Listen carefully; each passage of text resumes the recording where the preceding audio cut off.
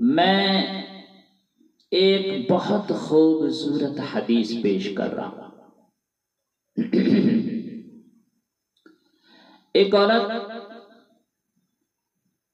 اللہ کے رسول صلی اللہ علیہ وسلم کی بارگاہ اقدس میں شکایت لے کر حاضر ہوئی۔ عرض کی یا رسول اللہ، میرا شوہر مجھے پریشان کیا ہوا ہے۔ آپ نے فرمایا کیا بات؟ کہا یا رسول اللہ، کوئی دن ایسا نہیں کہ جس دن وہ مہمان لے کر نہ آتے ہوں، ہر دن وہ مہمان لے کر آ جاتے ہیں۔ کھانا مجھے بنانا پڑتا ہے، ناشتہ مجھے تیار کرنا پڑتا ہے، پریشانی مجھے ہوتی ہے، ان کو کیا؟ کوئی دن ایسا نہیں گزرتا کہ جس دن وہ مہمان لے کر نہ آتے ہیں۔ آپ نے فرمایا کہ ٹھیک ہے، جاؤ۔ وہ عورت چلی گئی، جواب تو کچھ نہیں ملا۔ لیکن جب وہ صحابی جن کی بیگم شکایت کر کے گئی ہے اللہ کے رسول صلی اللہ علیہ وسلم کی خدمت اقدس میں حاضر ہوا تو آپ نے فرمایا کہ ہاں بھائی، آپ میری دعوت کریں گے؟ تو صحابی سن کر نا اتنے خوش ہوئے کہ یا رسول اللہ، آپ میرے مہمان بنیں گے؟ جو سارے کائنات کے نبی ہیں، جن و انس کے نبی ہیں، شجر و حجر کے نبی ہیں، آپ میرے یہاں مہمان؟ ہائے ہائے ہائے، وہ صحابی خوش ہو گئے کہ اللہ کے رسول صلی اللہ علیہ وسلم میرے یہاں مہمان ہوں گے۔ اگر ہمارے یہاں کے پیر صاحب یہ کہہ دینا کہ کل دوپہر کا کھانا میں تمہارے یہاں کھاؤں گا تو وہ پھولے نہ سمائے،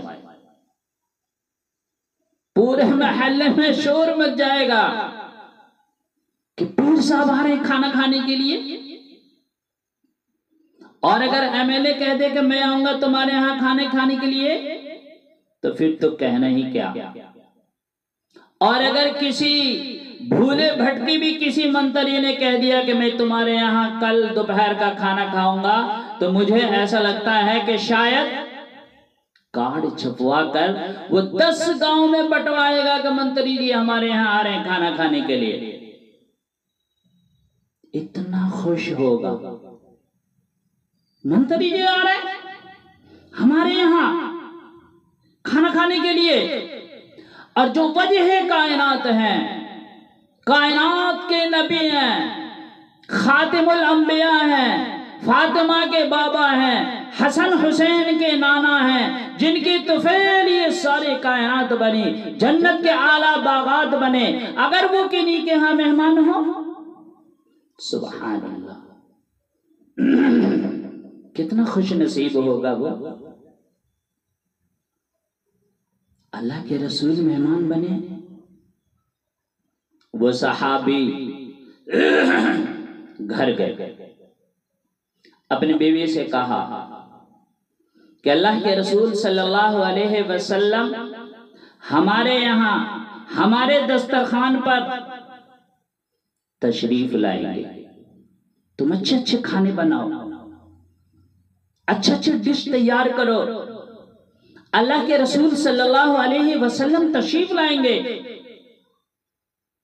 وہ خوش ہو گئے، اللہ کے رسول آ رہے ہیں، ماشاءاللہ، وہ بھی خوش کہ ساری کائنات کے نبی ہمارے یہاں تشریف لا رہے ہیں۔ وہ کھانے بنانے میں لگ گئے۔ ہمارے یہاں بھی ماشاءاللہ کچھ لوگ ایسے ہیں جو بغیر مہمان کے کھانا نہیں کھاتے، وہ مہمان کے ساتھ کھانا کھانا پسند کرتے ہیں۔ حضرت ابراہیم علیہ السلام بغیر مہمان کے کھانا نہیں کھاتے تھے۔ آپ کو معلوم ہے ابراہیم علیہ السلام کون ہے؟ اللہ نے ان کو خلیل بنایا، دوست بنایا کہ وہ بغیر مہمان کے کھانا نہیں کھاتے تھے۔ کتابوں میں لکھا ہے، علماء نے کتابوں میں لکھا ہے کہ جس دن ابراہیم علیہ السلام کے یہاں مہمان نہیں آتا تھا، اس دن ابراہیم علیہ السلام کئی میل دور تک نکل جاتے اور مہمان کو ڈھونڈ کر تلاش کر کے لاتے اور ساتھ بیٹھ کر کھانا کھاتے۔ دوست کوئی ایسے ہی بن جاتا ہے؟ کچھ گن ہونے چاہیے نا دوست کے لیے۔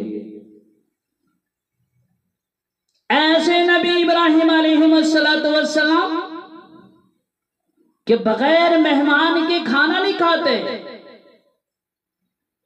ہم بھی انشاءاللہ کوشش کریں گے، ارادہ کریں گے کہ مہمان کے ساتھ ہی کھانا کھائیں۔ لیکن دقت تو یہ ہے کہ اگر مہمان ہمارے یہاں آ جائے نا تو ہم منہ چڑا لیتے ہیں۔ اب کیا ہوگا؟ کہاں سے لائیں گے؟ کیسے تیاری ہوگی؟ نہیں، انشاءاللہ منہ نہیں چڑھائیں گے۔ میرے بھائیو، سب سے پیارا مذہب اسلام ہے، سب سے خوبصورت مذہب اسلام ہے۔ یہ وہ مذہب ہے کہ جس پر دل، جان، مال، جتنا جان لٹا دو، جتنا مال لٹا دو، دل قربان کر دو، پھر بھی کم ہے۔ یہ وہ خوبصورت مذہب ہے۔ بیوی نے کھانا تیار کیا،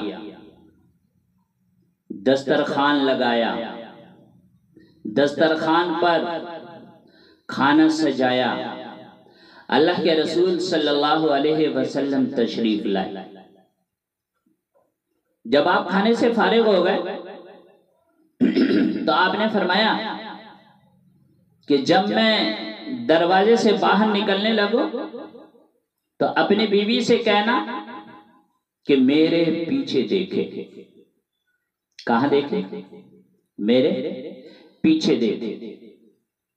صحابی نے جا کر کہا اپنے بیوی سے کہ جب اللہ کے رسول صلی اللہ علیہ وسلم کھانے سے فارغ ہو جائیں گے اور دروازے سے باہر نکلنے لگیں گے کہ تم ان کے پیچھے دیکھنا۔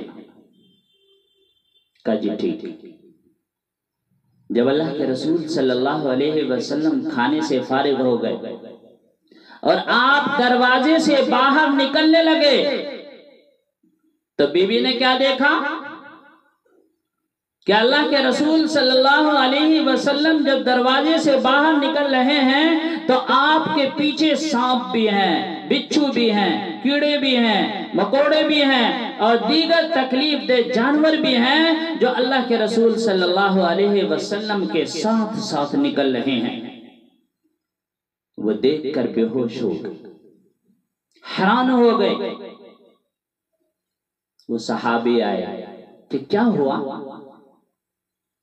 کہ جب اللہ کے رسول صلی اللہ علیہ وسلم باہر نکل رہے تھے تو میں نے دیکھا کہ آپ کے پیچھے سانپ بھی ہیں، بچھو بھی ہیں، کیڑے بھی ہیں، مکوڑے بھی ہیں اور دیگر تکلیف دہ جانور بھی ہیں جو آپ کے ساتھ ساتھ نکل رہے ہیں۔ تو میں دیکھ کر حیران ہو گئی، میں دیکھ کر بے ہوش ہو گئی۔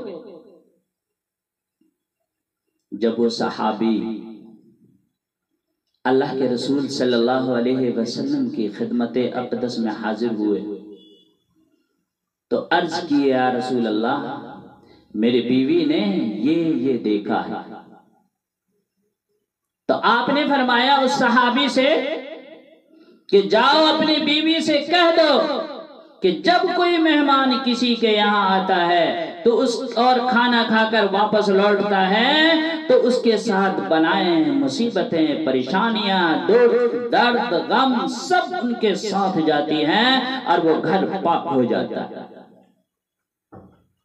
تو اس لیے میرے بھائیو، مہمان سے کبھی بھی منہ نہ چھڑائیں، مایوس نہ ہو۔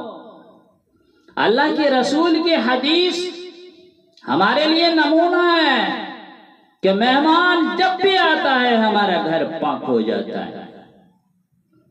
تو اس لیے میرے بھائیو، مہمان کا اکرام کرو۔ تم مہمان کا اکرام کرو گے، اللہ قیامت کے دن تمہارا اکرام کرے گا۔ تو اس لیے اللہ پاک ہم سب کو مہمان کی اکرام کرنے کی توفیق عطا فرمائے، ہر بری چیز سے ہماری حفاظت فرمائے، ہر نیک عمل کرنے کی توفیق عطا فرمائے۔ وآخر دعوانا ان الحمدللہ۔